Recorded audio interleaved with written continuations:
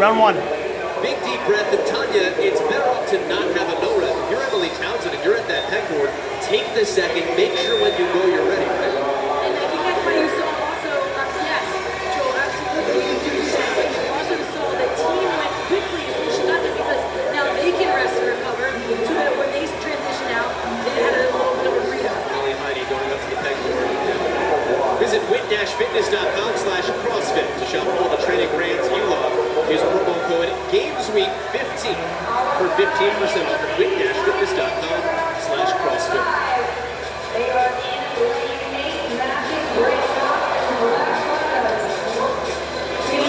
On the descent here, you have to have both of those pegs below the red line. Then you can drop off the pegboard and trade things back out. Tremaine Jensen now up there. And Tremaine makes absolute quick work of this. Team's going to still be doing the burpees as he makes his descent here. And that's impressive because he's coming off an elbow injury. So fast, and the team's just still doing their burpees. You know, a misrep on the burpees, we're getting up a little too fast. Too close to finish that. Keep that pace so you don't adjust there. They are the only team, though, that is on the worm squats. A tremendous job by Jake Armistead in the front. Audibly and also physically showing with his hand, down, down, to make sure you're in unison on these worm squats here. Only 8 of them. All the side's going to be way out in front here in the first of 2 heats. Right down to the ground. All athletes are waiting until he gets there for his first rep to count, and they start moving right away.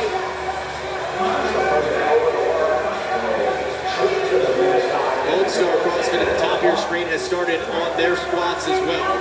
Those are your 2 teams drastically far ahead.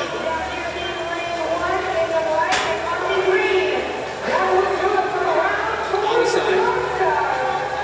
Still having a little bit of struggles. In lane 7, CrossFit reignited Wilmington.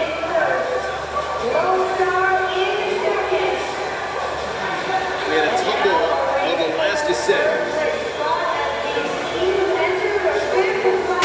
This is the part where you need time. You just need to keep your wits. Round 2. 12 minutes and 5 seconds for Outside is the time to be here in heat number 1. I mean, there's a bit in 16th place, but putting a really good time up for our next heat. 10 more teams still have to go. There's a 16-minute time cap in this event. So that starts to come into an issue here with 3.5 minutes left to go. And most of the teams are on the 5th round, but you can look up ahead. There are 2 teams struggling significantly. Lone Star, done. They're second in 12 minutes and 45 seconds.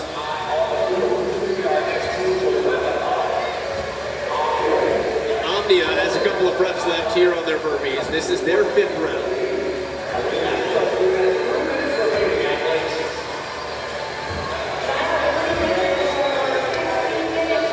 Invictus and Reignited are still on rounds 2 and 1 respectively, as the rest of the field, Omnia here included, are on their 5th and final round of this event. Dave Castro announced this event. You saw some mixed emotions in the faces, and you understand why now. And it's one of those movements you're hanging on and your team is going through. This is the part of the team events that you feel it, and it stinks to be that person, to be that teammate, and the rest of the team will just sit there and wait. Omnia is done, top of your screen. They'll race to the finish. Here comes I Love It. Mitchell Stevenson. Round 3. They knew what they were. I mean, they knew what she was dealing with coming in here. You don't know the events, and they've done what they can on all the events that they needed to give themselves a chance to be here as long as possible. The final 15 seconds here. That'll be it for Jen Ryan. She may make another last go of it. Now it's just enough to grab the peg. Final 5 seconds will tick off. And that does it here in heat number 1 of event number 10. And there's Jorge Fernandez being an absolute awesome teammate.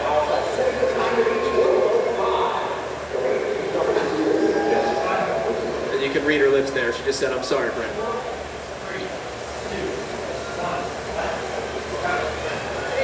There's your winners, though. CrossFit Awaside with the team to beat.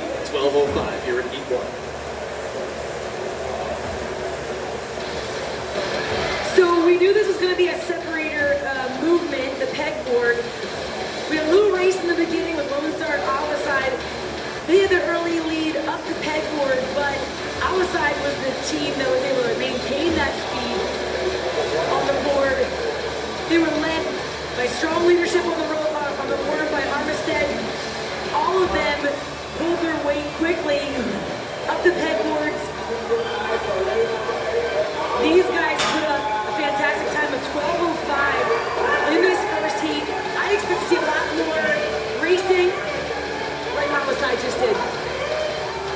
Awaside in 12:05. Lone Star was 40 seconds behind for that second place finish, and then all but 3 teams finish. We saw Invictus Reignited also kept and eat way up the Round 4 here.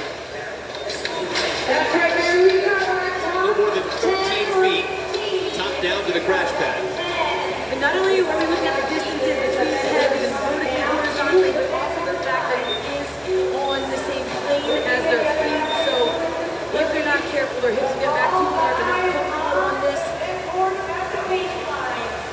The plexiglass means what, Tanya? How much does the lack of traction play a factor here? Yeah, well, and that it's tempting to want to just use that, but this is upper body. This is all about your upper body, your grip, your pull, just maintaining that strength like a rock climber would do. So the feet really are just to help support your core and to kind of just guide you along. Teams that are on the worm squats here are the teams that are out in front.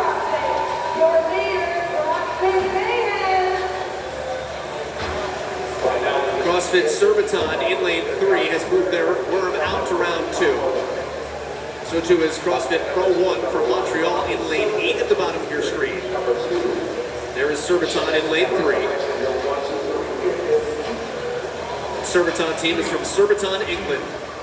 A couple of married couples. One of them has been around for a long time. Used to compete on the Vondel Gym team. That's Jeremy Reinders and Nimke van Overveld. Actually made really good friends with Harrison Bell and Grace Lilly. They're also a couple. When they were competing in the Swiss Alpine Battle a couple of years back, they decided to create a team this year. So they moved in together in England and actually lived on each other's couches until they could find a house to create their new life in a new country. The teams that are doing the best. Last round. Back in lane 3, it is Surbiton. Liana Ricker. Excuse me, it is Surbiton going to work here.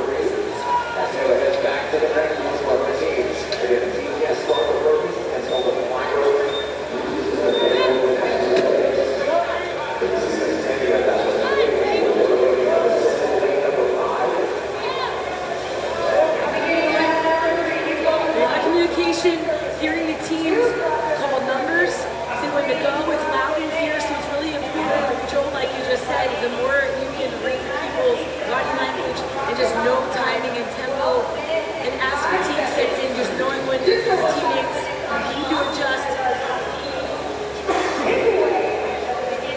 It's so important here when there's a lot going on.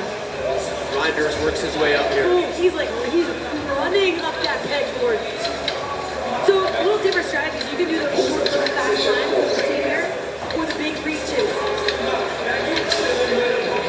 Which one do you like? It's your preference. It's all about your ability to do one similar to other movements, which comes down to your arm length, leverage. The team that's in second place is Oslo, here in lane 6. They're in second place in this heat. They're also just in second place, trying to find their way onto the podium here, as we continue to allude to. The first European team to ever be on the podium. It could be them here this year. Go teams.